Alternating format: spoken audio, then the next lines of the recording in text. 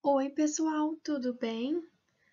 Hoje, na nossa aula de história, nós faremos uma revisão, mas será em uma live.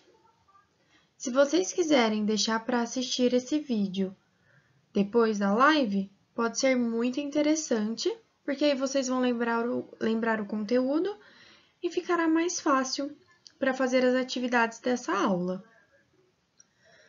Nós faremos as páginas 112 a 116. A tarefinha de casa será a página 113. Abra um livro de vocês na página 112. Acompanhem a leitura comigo. Como vimos, os patrimônios são importantes fontes de informação e nos permitem compreender melhor a relação entre o passado e o presente. Então, os patrimônios históricos, tanto o material, o imaterial, eles nos ajudam a entender como foi a história do povo que viveu há muitos anos atrás, a entender também um pouco das coisas do tempo em que estamos vivendo. Eles contam histórias, Os patrimônios contam histórias. Continuando. A preservação e manutenção dos diversos tipos de patrimônio cultural de um povo é dever não somente da população, mas também dos órgãos públicos. Por isso, é comum a existência de leis que buscam definir o papel de cada um na sociedade. Então, existem leis que exigem esse cuidado em relação aos patrimônios culturais. Com a orientação do professor, leia um trecho do artigo 216 da Constituição Federal de 1988, que fala sobre esse assunto. Primeiro parágrafo. O poder público, com a colaboração da comunidade, promoverá e protegerá o patrimônio cultural brasileiro por meio de inventários, registros, vigilância e de outras formas de preservação. Os danos e ameaças ao patrimônio cultural serão punidos na forma da lei. Inventário. O que significa inventário? Descrição detalhada de bens. É um documento que descreve, que explica, que tem a descrição, que conta o que é aquele bem. Então, existem inventários de imóveis, de casas, E dos patrimônios culturais, é uma exigência que todos eles tenham um inventário, que é um documento. Vamos continuar. Agora na página 113. No Brasil, existe uma instituição que cuida especialmente do patrimônio cultural material e imaterial. Estamos falando do IPHAN, o Instituto do Patrimônio Histórico e Artístico Nacional, que é responsável por preservar e divulgar os patrimônios materiais e imateriais do Brasil. O IPHAN foi criado em 1937 e, desde então, desenvolve ações como pesquisas, montagens de exposições, criações de museus e ações educativas. Ele também é responsável por conservar acervos, construções e manifestações culturais e artísticas, valorizando e promovendo a diversidade e identidade da cultura brasileira. converse com seus colegas e responda as perguntas a seguir. Bom, esses exercícios a seguir, esse aqui, esse e esse, esses 3 exercícios, essas 3 bolinhas, vai ser a tarefa de casa. A primeira perguntinha: qual a importância de preservar os patrimônios culturais? Eu falei um pouquinho disso no comecinho, lá da página 112. A próxima pergunta: os patrimônios culturais da cidade onde você mora são preservados? Se vocês não souberem, podem perguntar para algum adulto que estiverem aí auxiliando vocês. Quais ações podem ser realizadas para ajudar na preservação e divulgação desses patrimônios? O que pode ser feito para cuidar desses patrimônios e para divulgar os patrimônios? É a tarefinha de hoje. Agora vamos para a próxima. Vamos lá. Na página 114. Em 2018, na cidade do Rio de Janeiro, um incêndio destruiu grande parte do prédio do acervo do Museu Nacional, que foi criado em 1818 pelo então rei de Portugal, Dom João VI, e que possuía um arquivo histórico de mais de 200 anos. Uma das principais causas do incêndio foi a falta de investimento dos órgãos públicos na manutenção do prédio, que apresentava paredes descascadas e fios elétricos expostos. Para a sociedade brasileira, foi uma perda muito grande, pois o museu abrigava em seu acervo 20 milhões de itens, entre eles múmias, peças indígenas, livros raros, fósseis, entre outros, e era considerado o maior museu da história natural do Brasil. Em sua opinião, o incêndio que destruiu o Museu Nacional poderia ter sido evitado? Sim, né? Porque aqui fala que foi por falta de manutenção. Então, se eles tivessem cuidado da parte elétrica, né, que estava com os fios elétricos expostos, talvez o incêndio não teria acontecido, né?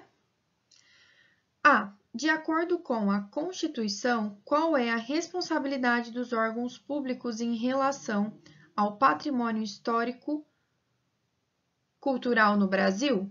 Bom, essa resposta nós acabamos de ler. Está lá na página 112, no finalzinho, na parte das leis. Eu vou ler de novo esse pedacinho para vocês. Ó.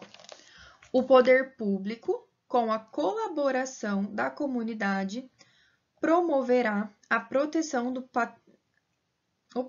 promoverá e protegerá o patrimônio cultural brasileiro por meio de inventários, registros, vigilância e de outras formas de preservação. Aí o próximo fala assim: os danos e ameaça ao patrimônio cultural serão punidos na forma da lei. Então, pessoal, é uma obrigação do governo cuidar desses patrimônios, né? Desses lugares onde existem esses documentos, né? Esses objetos, igual o museu. Bom, então, uma obrigação do governo, dos órgãos públicos, em relação ao patrimônio histórico-cultural no Brasil, é promover e proteger o patrimônio cultural. Vamos para o próximo. B. Com base na leitura do trecho da Constituição e do texto que você discutiu com seus colegas, complete o quadro a seguir. Fato: incêndio no Museu Histórico Nacional. Então, por que ele foi causado, né? A gente acabou de falar sobre isso. Foi por falta de investimento no museu por parte do governo. Então, eles não investiram na parte da preservação, da manutenção, né? Que é necessário num local. Se a gente não tem cuidado com a parte elétrica, ou às vezes até com coisinhas pequenas que vão estragando, vai juntando tudo isso e aquele patrimônio pode correr riscos, até como aconteceu com o Museu Nacional, por causa de alguns fios que estavam desencapados, teve um curto e pegou fogo em tudo. E perderam muitos itens, muitos, que estavam guardados lá no museu. E a consequência, acabei de falar, é a perda de importantes registros históricos. Próxima página. Nessa página, na 114, nós já fizemos o exercício 1A e o 2. Falta fazermos o B, que pergunta o que é patrimônio cultural imaterial. O patrimônio cultural imaterial são as diversas práticas presentes na vida das pessoas, como o preparo de um alimento, uma dança, uma brincadeira, etc. Então, lembrando que existem dois tipos, o patrimônio cultural material e o imaterial. Então, o imaterial está relacionado a danças, a alimentos que nós consumimos, a algumas brincadeiras, a músicas, a festas.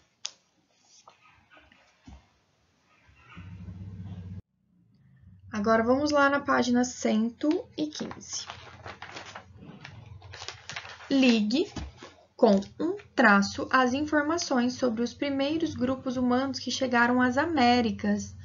Nós falamos sobre os primeiros grupos humanos bem lá no comecinho da unidade. Se vocês quiserem abrir lá na página para dar uma olhadinha, foi lá na página 97 que falava sobre os primeiros grupos humanos.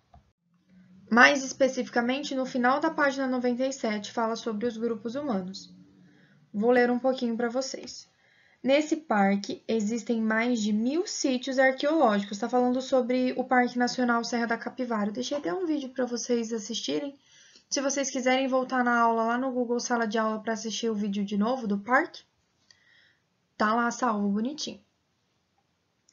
Que possuem diversos vestígios deixados por grupos humanos que viveram na região há milhares de anos, como pinturas rupestres, cacos de cerâmica e objetos de pedra lascada e polida. Aí tem mais um pouquinho falando. As pinturas rupestres correspondem aos registros feitos em paredes de caverna e em rochas por seres humanos que ainda não dominavam a escrita. Os desenhos são uma importante forma de registro e comunicação na história. Muitas dessas pinturas retratam animais, danças, rituais, cenas de caça, entre outras representações, e foram produzidas utilizando elementos retirados da natureza, como argila e carvão vegetal. Vamos lá. Locais que serviam de abrigo e proteção contra chuva, vento, animais ferozes. Eu acho que a gente não leu essa parte, mas também tem aqui no texto.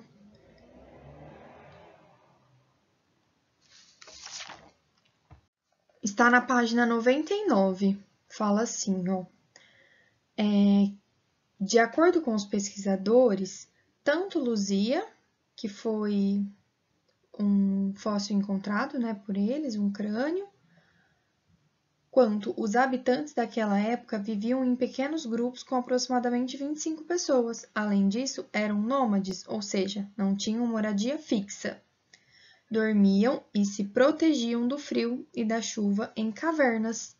Já a alimentação era feita por meio da coleta de vegetais e frutos e da caça de animais. Então, tá lá na página 99 esse textinho. Então, aqui, locais que serviam para abrigo e proteção contra chuva, vento e animais ferozes, nômades, cavernas ou pinturas rupestres? Cavernas.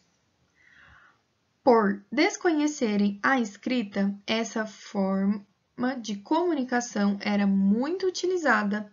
Hoje, temos acesso a esses registros que são, né? Porque nós temos acesso, tem várias lá no Parque Nacional Serra da Capivara, que são as pinturas rupestres. E por último, aqueles que não possuíam moradia fixa. Aqueles que não possuíam moradia fixa eram chamados de nômades. Fácil, né? Agora o exercício 4. As esculturas, pinturas, gravuras ou ilustrações são exemplos de patrimônio cultural material. Quais características elas precisam ter para serem classificadas dessa forma? Serem bens concretos, possuírem um valor artístico e remeter a algum período da história de determinado local. Então, para ser considerado, né, um patrimônio cultural, eles precisam de contar uma história de um determinado local em uma determinada época, né? Ele tem que ter um valor histórico, né? Bom, pessoal, a nossa aula de história de hoje termina por aqui. Eu espero que vocês tenham conseguido lembrar um pouquinho, né, sobre os patrimônios culturais, materiais e imateriais. Façam a tarefa com capricho. Fiquem de olho lá nos comentários, se vocês conseguirem, que eu e a tia Kim estamos sinalizando as coisas que precisam serem corrigidas ou apenas elogiando o capricho de vocês, tá bom? Um beijo e até a próxima aula!